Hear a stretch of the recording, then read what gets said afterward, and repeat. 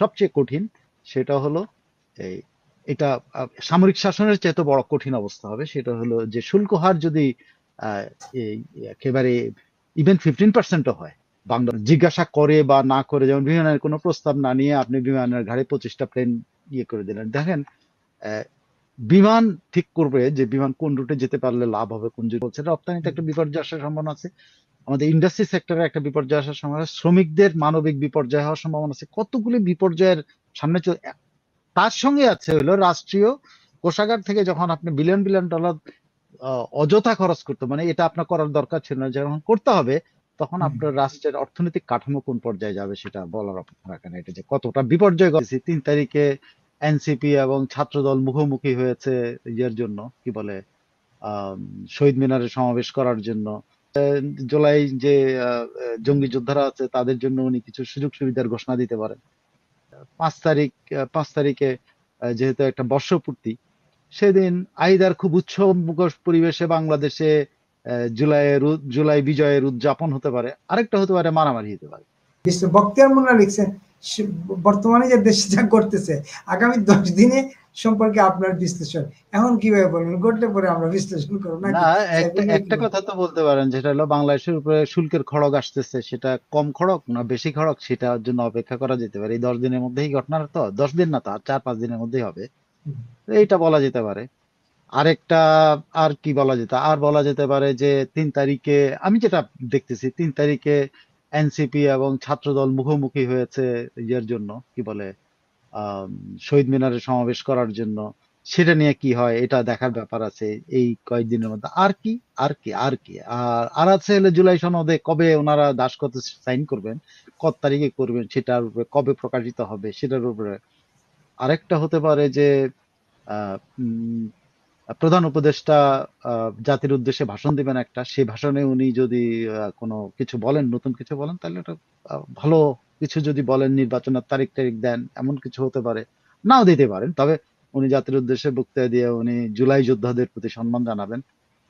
আর কি হতে পারে, জুলাইয়ের জুলাই যে জঙ্গি যোদ্ধারা আছে তাদের জন্য উনি কিছু সুযোগ সুবিধার ঘোষণা দিতে পারেন। আর কি, আমার কাছে মনে হয় ভবিষ্যতে এই আগামী 10 দিনের মধ্যে এগুলি ছাড়া আর কি হতে পারে। আরেকটা হতে পারে যে 5 তারিখে যেহেতু একটা বর্ষপূর্তি, সেদিন আইদার খুব উৎসব মুখর পরিবেশে বাংলাদেশে জুলাই বিজয়ের উদযাপন হতে পারে, আরেকটা হতে পারে মারামারি হতে পারে। তো আমি সবটাই, যেহেতু আপনি ভবিষ্যৎবাণী করতেছেন, আমি ভবিষ্যৎবাণী হিসাবে এগুলো দেখতে পাই, এর চাইতে বেশি। তবে সবচেয়ে কঠিন যে জিনিসটা বাংলাদেশের জন্য আসতেছে, সবচেয়ে কঠিন সেটা হলো এই এটা সামরিক শাসনের চেয়ে তো বড় কঠিন অবস্থা হবে। সেটা হলো যে শুল্ক হার যদি আহ, এই একেবারে ইভেন 15%ও হয়, বাংলাদেশের জন্য একটা কি বলে বিপর্যয় হবে। কারণ 15-এর সাথে 15 মানে 30%।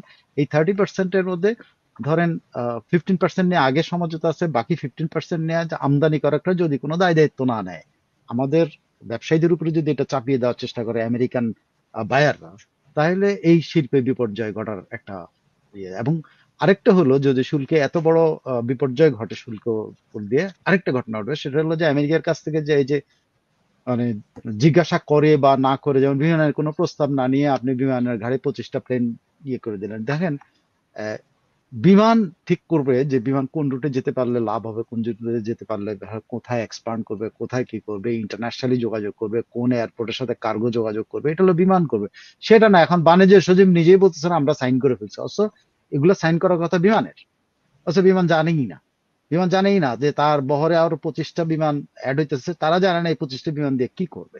সো এটা একাধারে, যেমন ধরেন রাষ্ট্রীয় কোষাগারের টাকা, এটা হলো ইয়ে ভাষা, কিন্তু আমি বলবো যে মানুষের ট্যাক্সের টাকা এই আমেরিকান পেটে পাঠানোর একটা ইয়ে, এবং এটা থেকে শুল্ক মুক্ত, শুল্কের একটা ছাড় পাওয়ার একটা ইয়ে করা। তো এটা বাংলাদেশকে নিঃস্ব করে দিতে পারে। এটা বাংলাদেশের জন্য একটা ভবিষ্যতের একটা danger। এইটা সবচেয়ে বড় ডিজাস্টার যদি এড়ানো না যায় আগামী 1 তারিখের মধ্যে, তাহলে বাংলাদেশের অর্থনৈতিক ভবিষ্যৎ যেই ক্ষমতায় আসেন না কেন, তার অবস্থা খুবই খারাপ হবে, খুবই খারাপ হবে। এবং মানুষের মানুষের যেহেতু আর্থিক অবস্থা খারাপ হয়ে যাবে, মানুষের আর্থিক অবস্থা খারাপ হওয়া মানে যত ভালো সরকারই থাকুক, এখানে সুশাসন থাকবে না, তখনই দমন পীড়ন হবে। মানুষের উপর নির্যাতন হবে, মানুষকে কণ্ঠস্বর দমানোর চেষ্টা হবে, সাংবাদিকতার কণ্ঠস্বর দমানোর চেষ্টা হবে, সাধারণ মানুষের কণ্ঠস্বর দমানোর চেষ্টা হবে, আন্দোলন সংগ্রাম হবে, দেশ একটা অস্থিতিশীল দিকে চলে যেতে পারে। এই যে শুল্কের কথা বললেন, আগামীকাল 29 তারিখ, মানে আজকে 29 তারিখ আমাদের এখানে হয়ে গেছে, আমেরিকায় 29 তারিখ আগামীকাল, এবং আগামীকাল একটা বৈঠক করবে বাংলাদেশের বাণিজ্য মন্ত্রী, বাণিজ্য উপদেষ্টা যেটা বলছেন। এই বৈঠক তো গত মাসে 29 জুনে একটা বৈঠক ছিল, এরপরে 9 তারিখে, 10 তারিখে, 11 তারিখে এবার বৈঠক হলো, কিন্তু ফলপ্রসূ কিছু আসলো না। আপনি যেটা বলছেন যে 15%ও যদি করে, তারপরও এই খড় ভয়ঙ্কর ভাবে হবে। আর আরেকটা বিষয় আপনি বলছেন যে এই যে বোয়িং কেনার ব্যাপারে, শুধু বোয়িং না তো, চড়া দামে আগামী 7 বছর বাংলাদেশ চড়া দামে গম কিনবে, ইয়ে থেকে, যুক্তরাষ্ট্র থেকে কটন কিনবে, তুলা কিনবে। তো এই যে মনে করেন সবকিছু তো চড়া দামেই কিনতে হবে, বোয়িংও কিনতে হবে। তার মানে আমাদের তো এরপরে তারা যদি 15% করে, তো বাংলাদেশের কোনো লাভ হলো না। না, লাভ লোকসানের ব্যাপার না, 15%-এর নিচে তো ট্রাম্প বলেই দিছে যে আফ্রিকার কয়েকটা দেশ, ল্যাটিন আমেরিকার কয়েকটা দেশ ছাড়া সে কাউকে 15%-এর নিচে নামবে না। এখন বাংলাদেশ সেটা কমাতে পারে কি না সেটা হলো ব্যাপার।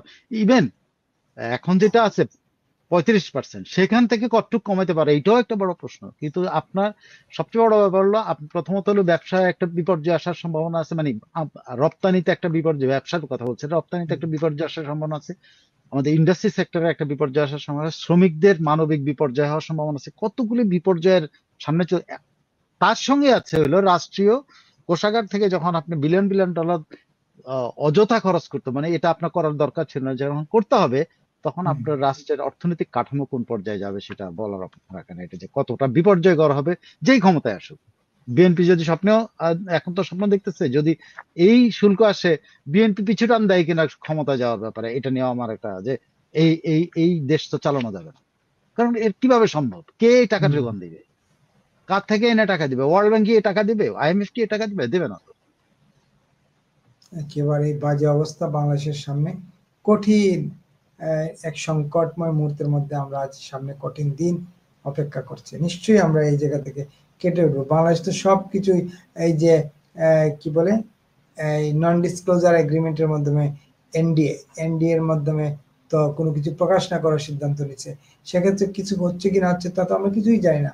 তারপরও বাংলাদেশ যদি 0% ট্যারিফ করতে না পারলো, তার মানে বাংলাদেশের জন্য তো বিপর্যয় সত্যিকার অর্থে। দেখা যাক কি হয়, সেই বিপর্যয় আমরা কাটিয়ে উঠতে পারি কিনা। আমরা অনুষ্ঠান দীর্ঘ করবো না। যদি সাইফুল ভাই আর নতুন কোনো তথ্য কিছু থাকে তাইলে আমরা আলোচনা আগাতে চাই, আর নাইলে আজকের মতো আলোচনা এখানে শেষ করতে চাই।